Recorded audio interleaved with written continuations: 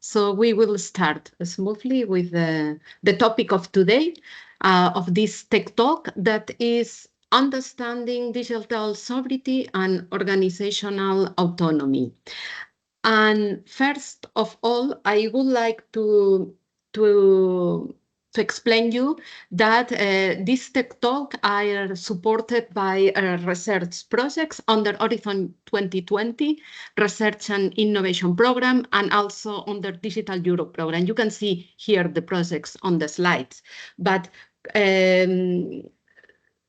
talking about digital sovereignty, you might ask, or almost I ask myself, what means digital sovereignty and organizational autonomy? So I understand that, or I investigate and discover that digital sovereignty refers to organizations that have the ability to control the digital tools and technologies that they use, and also to make decisions without external interference. But today, the organizations have enormous challenge related to the digital landscape, digital sovereignty, including aspects such as the data privacy, technology providers, vendor locking, the regulations, control over critical infrastructures.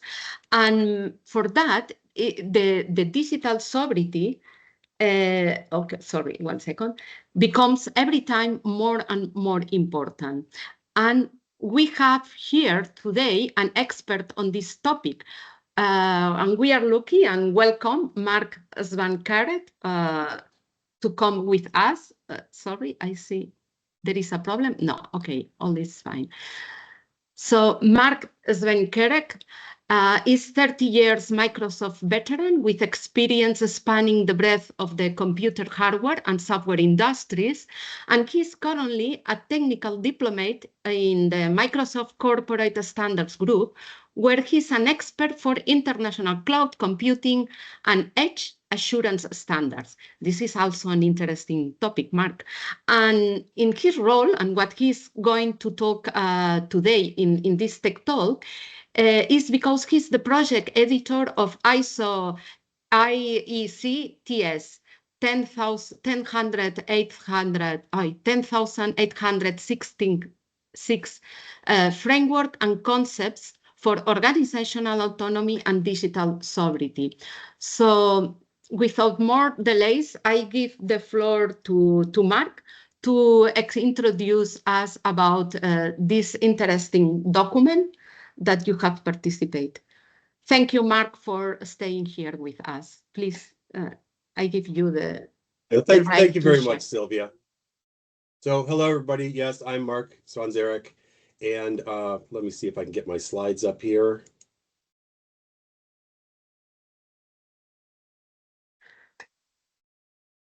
I forgot to say that this webinar is going to be recorded, so I hope you don't have problems.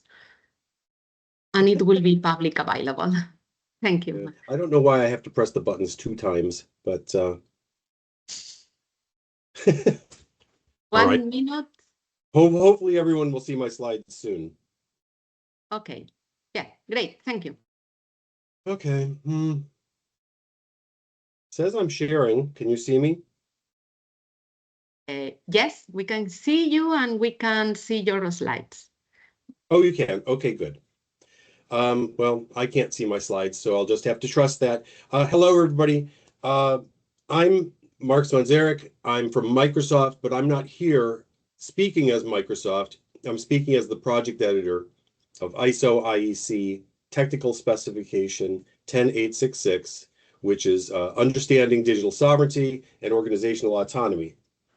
The thing to think about when I'm telling you this is that Joint Committee 1 in ISO IEC is a global, international, multi-stakeholder consensus organization. International consensus is what this is about. So when we're thinking about these topics, just think that this is the consensus of many different national bodies, not just me or my company or other experts from industry and academia. Mark, sorry, are you changing the slides? Because we see just the cover.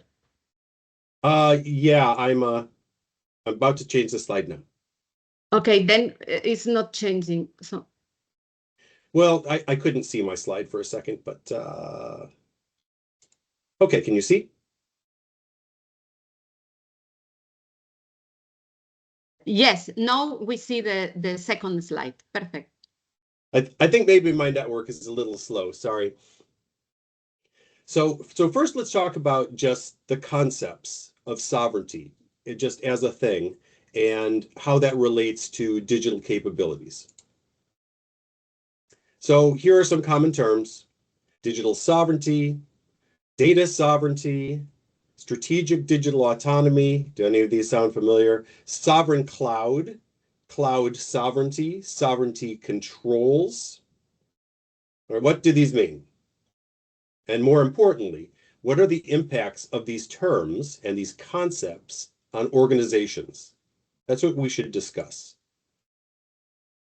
So let's start by saying that researchers, people who study these things and write important papers about them, they have different opinions about what they mean. So on the left side, you can see a paper from Doctors Michaels, Millard, and Walden from the Queen Mary University of London in the UK. And they've written a paper called On Cloud Sovereignty, Should European Policy Favor European Clouds? This is from last year. And so they have to think. This is a policy paper, right? So if you think about the policy, well, what are we talking about? And so they're defining cloud sovereignty by 3 points: cloud services for EU citizens and companies, cloud service providers that are headquartered in the EU, and data centers that are physically located in EU geographies. And they summarize this as a cloud for EU, a cloud in EU, a cloud by EU. That's what they're calling a cloud sovereignty. And then they talk about the policy. Is it a good idea or a bad idea? Now, on the right, you could see a paper from Dr. Milton Mueller. His focus is on internet governance and whether the original goals of the internet, the distributed power given to all individuals, can be maintained in the face of empowered governments and multinational corporations. So he says, when he thinks of digital sovereignty, that it's mostly in negative terms: the power to erect borders around incoming information, trade protectionism in the digital sector, and enhanced state power over online accounts, data, and PII of its residents.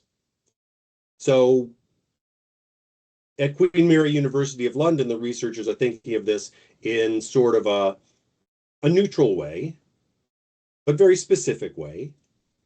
Dr. Mueller is thinking of this as sort of a negative power struggle way, and their evaluations of it really go to different places because of these different definitions.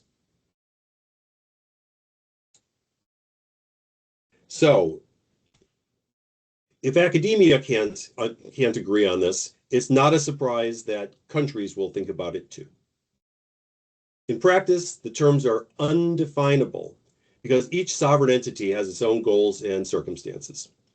So I have some examples. I didn't make any slides for these. I think you know that in some parts of Europe, countries would say the national interest is to protect their citizens' personal data by restricting access to it, even if that restriction means the data is inherently less valuable because it can't be used, or it can be used in limited circumstances, or it's so expensive to use it that value is lost. But another country in South America says, well, we have poor infrastructure and we're exposed to lots of natural disasters. So our national interest is that all data should be mirrored outside of the national boundaries by cloud, global cloud providers somewhere outside of our national boundaries, just for protection and redundancy. I think you can probably consider some countries in Eastern Europe who have a very similar approach, not because of natural disasters, but because of, political events that are going on right now. And interestingly, I've met Director Maiko Meguro in Japan, who is the minister in charge of something that they call the DFFT initiative. DFFT is Digital Free Flow with Trust. And the idea of digital free flow with trust is that you establish trust relationships and policies around the use of data, and then you just make it flow. You use it as extensively as you can. I think this probably sounds very familiar to you, when we talk about data spaces. I think that this is the policy equivalent of data spaces in a lot of ways. And Director Meguro says, Japan rejects data protectionism. So those are several examples that are pretty different regarding how sovereign entities might define their national interest in regard to their data and their digital capabilities. And you can see that a definition that is self-evident to some will be unusable by others. Sometimes people will say, well, obviously, data sovereignty means this. Obviously, cloud sovereignty means that. But as you can see, that's not true. And really, practically, any control that you put into a cloud service can be a, quote unquote, sovereign control if some country is imposing it.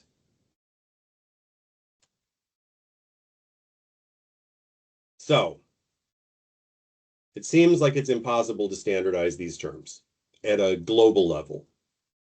And that's a big problem for lots of people. So if you're a customer who is obliged by some policy or some law or some regulation to use things that are sovereign cloud services, that's pretty tricky. That limits a lot of things that you can do. Now, if you're a cloud service provider, such as Microsoft, where I work, customers will come to us and say, we need sovereign cloud controls. And we try to say, well, what is a collection of sovereign cloud controls that we can sell globally? We're an international company. Clouds are distributed. It would be great if we had just one set of features and people could, like a menu, pick the ones they want a la carte. But what should that set be? Well, that's not defined. It's tricky for either the customers or the providers who span multiple jurisdictions. I mean, that's, pretty obvious. Another thing to consider, and this is something we think about a lot in the ISO cloud computing standards group, is that all the cloud service customers are probably cloud service providers. The reason that you're doing cloud computing is not just to use these computing services within your own corporate boundary, but to provide services to your own customers. So you can think of a streaming service that is run on one cloud provider, but then is providing, video services to its customers. It's a cloud service provider. It's sort of a SaaS function. Or a banking, any fintech. There could be a chain of cloud service providers, starting with a platform as a service provider at one end, and then the bank providing a rich client at the other end where you can conduct business with all sorts of intermediaries.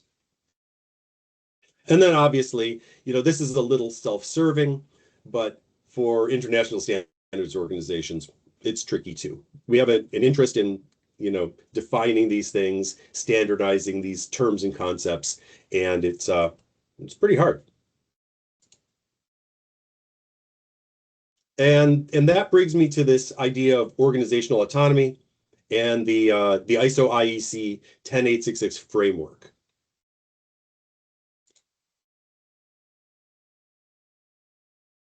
So we can't cleanly define digital sovereignty.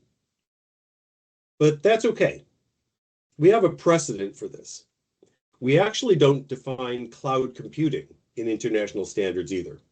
We have concepts and we have terms and definitions, but that term We don't define that.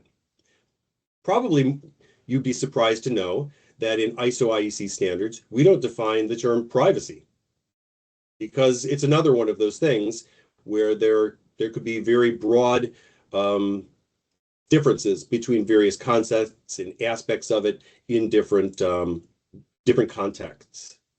So we can describe how you do data processing.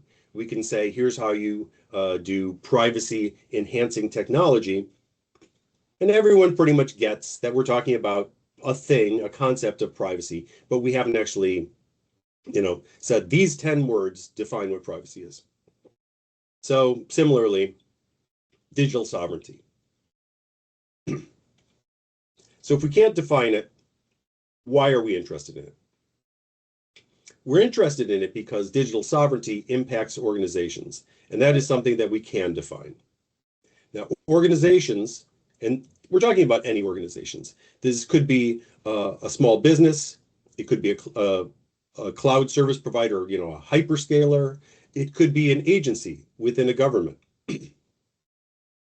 Now, these organizations are never fully autonomous. They are not sovereign. Sovereign is a dictionary word, and these sovereign entities are very jealous about using that term. So they declare that they are sovereign. That makes them sovereign. If you tell them what their sovereignty is, they get very upset. Organizations have to function in that context. And that means an organization can never be fully autonomous, but they seek enough autonomy to achieve their goals. They determine which offerings are best for their various markets. They determine which partners and suppliers can best support their needs. They determine their own values and internal policies. These things are constrained by the sovereign entities, but they seek to maximize their autonomy in these aspects and others. So we felt that a framework was needed, and this has two functions. One, if you're an organization wanting to succeed in this world with overlapping and contradictory restrictions and requirements, a framework for evaluating, your space in the world, how your goals can be optimized, et cetera, to think about all these aspects of it in your planning and in your continuous improvement. But also for governments to examine the implications of their proposed restrictions and requirements. This concept of every cloud service customer is a cloud service provider, if you're not thinking about that, you may think this regulation will only impact North American hyperscalers or something like that. And then you discover, oh, actually, I've just regulated my entire banking sector or something, So you need to think through these things. We think that this framework is helpful in that regard. I know that this slide is a little bit small, so please bear with me. So I'm going to tell you a little bit about this international standard, and we've just completed this standard. Last week, we were in London, and we had our final meeting on this. So this document is going to be published very soon. And so we've just resolved the last of the editorial comments on it.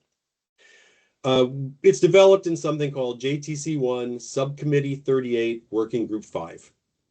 You don't need to know what that is, but it's called Cloud Computing and Distributed Platforms with a focus on data in the cloud computing and related technologies. There are many working groups in Subcommittee 38. There's a fundamentals. There's now a customer expectations working group. This is the one that was focused on data in the cloud. We felt that this was the best fit for this concept. We could have put it in any of the working groups, really, but this is the one we chose. And why this is important, though, is that this includes people from the cloud industry, but also from government and also from academia. So it's a pretty broad base of experts. We come together as expert individuals to work on these documents. But when it becomes time to vote on things, to approve the final language and to say things should go to the next step or even be published, that happens by national bodies. That's why we can say that this is truly international. In this case, 12 national bodies contributed to this, and in the end, 15 voted on it. Pardon me. And that global consensus is how we feel comfortable with the state of saying that digital sovereignty as a term is effectively undefinable, but its characteristics can be described and its impact can be described. The scope of this document is, and I'm sorry to just read off the slide, but I'm going to do that. This document specifies concepts related to the intersection of digital sovereignty, organizational autonomy, and digital platform, and provides a framework enabling organizations to address these concepts. This document is applicable to all organizations and policymakers involved in organizational autonomy and digital sovereignty, in cloud services and distributed platforms.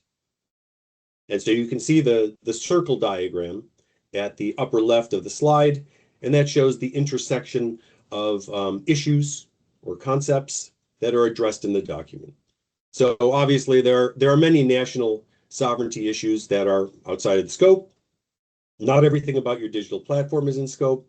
There are many autonomy issues that are out of scope. But if you think about it, potentially that intersection is pretty big. You know, in previous days, you wouldn't say that, you know, the water supply is a national sovereignty issue, perhaps. And you would say, well, that's not related to the digital capabilities, is it?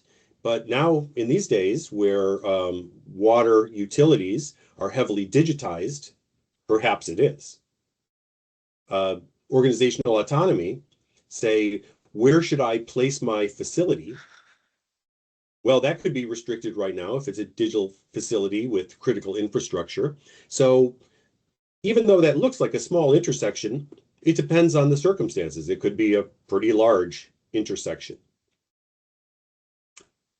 The document has a few highlights. First, we explain terms and the core concepts. Then we think about how do you determine what sort of autonomy the organization actually needs. So if you are, I think we have an example about an electric car company. So they care very much about where they get their batteries from and the characteristics of them, but maybe not so much about who does their, their package delivery. The next part is how do you actually apply a framework and examples of the framework being applied. And again, repeating this, we don't attempt to define digital sovereignty.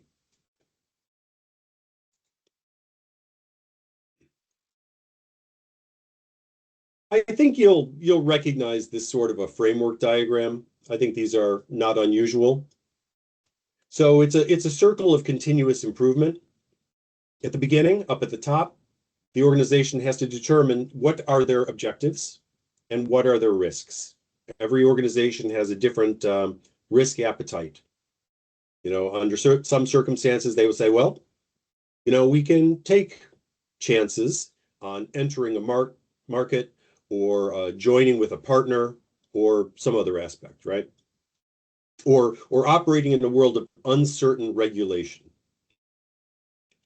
The next step, going clockwise, identify the digital assets and capabilities required to achieve your objectives. So do we have in-house talent? Do we have infrastructure built out? Are we in a make or buy situation? Then for each digital capability, determine the desired degree of organizational autonomy.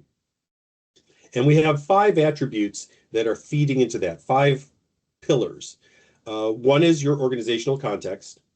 Another is data classification, categorization, and usage. What sort of data are you talking about? Is this personal data? Is this IoT data? Is this some synthesized data? Is it anonymized? What are we talking about? Is it something you've generated? Is it something you've acquired externally, et cetera? The required resources, I've already hinted at this. Do we need a bigger data center? Do we need to hire people? Design and operational considerations. Can the thing be built? Can we afford to run it? What are the governance implications of it? And then finally, if there's any regulatory impact of it, conformance and compliance.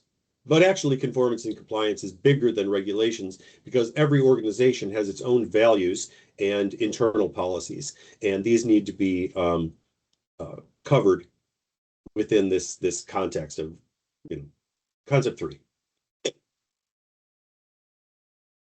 So as you apply this framework, you determine the desired degree of organizational autonomy, and clause 5 gives a long, non-exhaustive, non-prescriptive list that you can use to stimulate the conversation.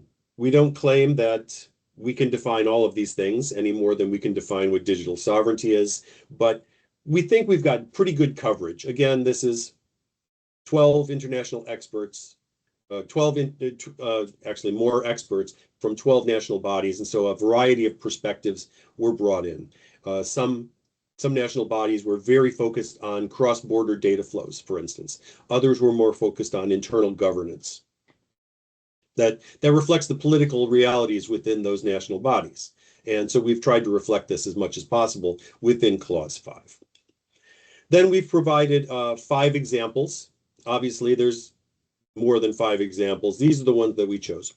And so the first one, I think you can imagine our motivation for this: critical infrastructure under threat. What if a country has rules regarding the use of data in some sector, and then they are attacked by another country? What are the implications of that? So an organization has some rules that they're following, some restrictions that they're under, and now things change. How do they deal with that? Critical data being recoverable. So sometimes there is data that is, so this is similar to the other one, except this is not just about the operations, this is about the status of the data itself. Things that need to be preserved under a lot of circumstances. Another one is account management of a global digital platform. So imagine you are an international company and you have customers in different geographies, and they all need to access your services. They could be, maybe your customers are all one big multinational corporation and they have employees in all these countries. Or maybe you have customers that are distributed geographically, but you're managing their identity infrastructure in some centralized way because that's what makes the cloud efficient. But all of these jurisdictions perhaps have different rules regarding personal information, which of course identity information is. What are the considerations for that? Another one is a global streaming platform for content delivery. It would be great if you're a content delivery streamer to be able to offer the same features and functionality and performance everywhere on Earth, but that's maybe not possible because we're talking about the distribution of intellectual property over shared infrastructure. Some countries, the fiber might be nationalized, and they might have different intellectual property rights, and streaming can take up a lot of bandwidth. So what are the implications of that? And then finally, trusted data sharing within a food services supply chain. And this is probably the one that's closest to data spaces, just at the highest level. Suppose, you have a food sharing ecosystem and you'd like to know the provenance of the food. You'd like to know attributes of how it was created. And so this is a lot of mostly industrial, agricultural type data, non-personal data. Some of it generated by IoT, others by other means that needs to come together and cross borders potentially, and might be restricted under a variety of regulations and have very strict requirements for auditability and transparency. So those are 5 examples, but it's easy to imagine many, many other examples. So this is the end of my presentation. By now you should understand Digital sovereignty is, at a global level, undefinable, but organizational autonomy is a reality. All organizations operate within a world of overlapping and contradictory jurisdictions. And by the way, we talk about national sovereignty a lot because the word sovereignty really only applies at that level, just as a dictionary word. Only countries can be sovereign. But the same framework applies to other levels of jurisdiction. So an organization typically is subject to, a national jurisdiction, but also a state, a county, perhaps, a city, maybe even something more local than that. And these also can have overlaps, although usually there's a concept that the ones at the higher level overrule the ones at the lower level, but that's not always true. And we find that the framework is useful for that as well, although now we're straying even further from this idea of sovereignty. So that's the bulk of my presentation. Are there any questions? Mark, thank you, Mark. So it's an interesting and thank you very much for providing us all these insights about digital sovereignty and also the organization autonomy, the degree of autonomy. So I realize, I don't know if there are questions, so please, you can write the question on the chat or just unmute yourself and ask questions. Any questions? I want to comment. They said when you show us the last slide, I noted that you propose one of the vertical axis was to categorize the data categorization. So this framework proposing this data categorization, it's very useful for data spaces because on data spaces we we manage the data product. We consider data as an asset which has value and we need to control and protect it.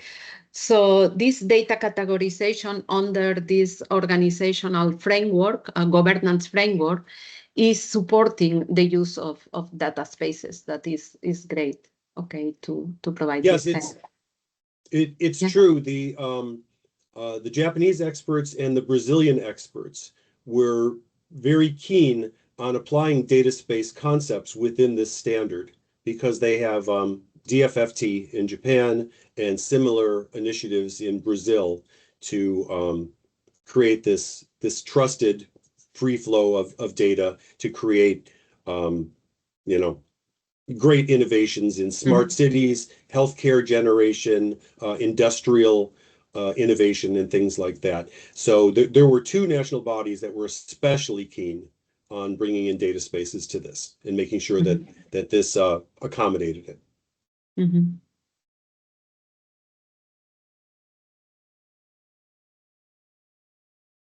So happy to hear that Brazil and Japan are very active. They are also very active on IDSA, contributing to our community and the asset. So can you, some practical or logistic questions. When will be the paper available? Where we can find it? Just if we are interested to know more. Do you know? Because it's well, I don't have control. So yesterday I submitted the final version of it and to my committee manager, and he will submit it to the ISO editors in Geneva, and they will take one last look at it. They will agree whether it is suitable for publication or not. I think it's 99% safe that they will do this. Then they will reformat it and translate it internationally. I'm not sure exactly how long this takes. I think they have 8 weeks to do it, something like that. and then it will be available for download and purchase. Okay, great. I have one more question. You have already commented with raw examples. So you commented that it could be a framework useful for SMEs, governments, companies, organizations, and also governments. Can you provide an example, or can you sell the document, how they can use it or what they can expect? Because I know that some of the attendees could be interested on it. Okay, I see a question in the chat. How about the acceptance and adoption situation in China? So we do have Chinese experts who were on this. And at first, they had a very particular definition of digital sovereignty. And they were very, very clear. There were a couple of countries. Brazil was very forefront of this. China also, that don't tell us what sovereignty is. You can't, So they had this natural tension of they wanted to define things because like data sovereignty is a term in common use within their circles. Mm-hmm. Okay. But when we tried to develop the global consensus, they agreed, like all the other experts, that there was no single definition that was going to be satisfactory for everyone, except for some that are at such a high level that they're really useless. Mm. And I would say that the Chinese experts who were most active in the group were the ones who were involved in smart cities, but that was not really a consideration during the work, although we did do a smart cities discussion at one point. It didn't become one of the final examples. But you can imagine clearly that a smart cities thing where you have industrial data, sensor data, personal, the movement of people, their health factors within buildings and outdoors. You can imagine how that would play into this. All the data needs to be categorized and protected in different ways. And again, a good application for data spaces, in my opinion. Okay.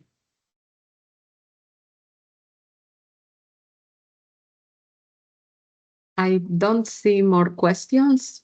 Please, or someone wants to. I hope this was useful for you. Maybe I spoke too fast, but if you have any other questions, Sylvia you can send them to Sylvia and she can send them to me and I'll see if they can be addressed. Okay.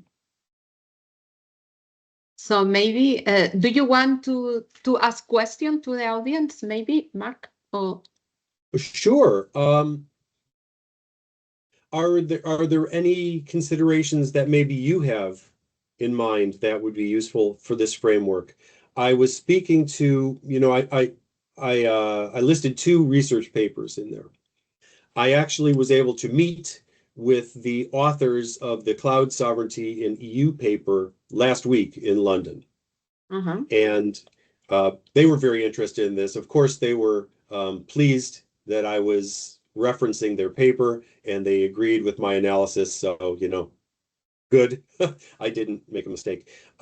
And we talked about all kinds of just crazy scenarios, like suppose you are in the embassy of Estonia inside the country of Belarus, and you have customers in both Belarus and Estonia, but the fiber is transiting through Belarus to get to the embassy, but the embassy itself is considered to be,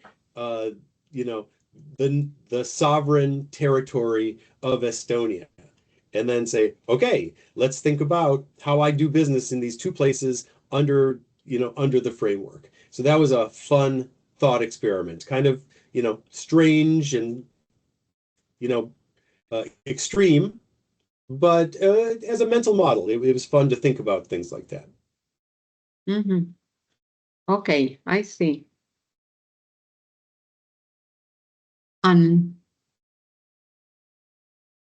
More comments, or do you have more suggestions? say, well, when it's published, please take a look at it. And if you have any suggestions, you could talk to your ISO IEC national body. But I hope it's just generally useful for you when you are evangelizing the use of data spaces internationally.